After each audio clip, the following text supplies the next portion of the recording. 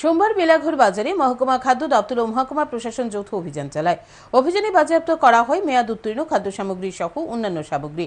প্রায় 30,000 টাকা জরিমানা আদায় করেন প্রশাসনিক আধিকারিকরা। মূলত ক্রেতারা যেন মহকুমার প্রতিটি বাজার থেকে সঠিক মূল্যে সামগ্রী ক্রয় করতে পারেন এবং সেগুলি যাতে ভেজাল মুক্ত থাকে সেদিকে লক্ষ্য রেখেই মহকুমার বিভিন্ন বাজারগুলিতে ক্রমাগত অভিযান চালাচ্ছে সোনামুড়া মহকুমার প্রশাসনিক আধিকারিকরা।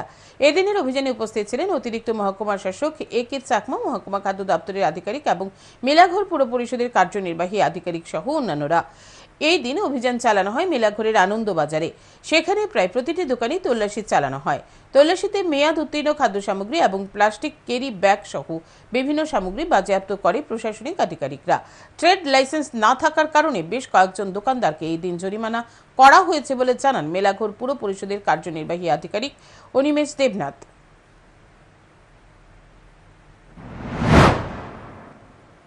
তো আমরা দেখলাম যে রেড করার পরে আমাদের একটা খুব সাকসেসফুলি আমরা কাজটা আজকে করতে পেরেছি। এখানে প্রায় 55 থেকে 60 আমরা কাজটি বিচার করতে পেরেছি।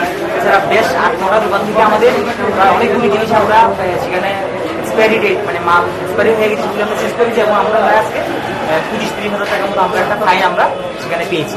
তো এটা আমরা গভর্নমেন্টের কাছে আমরা পাঠিয়ে দিই।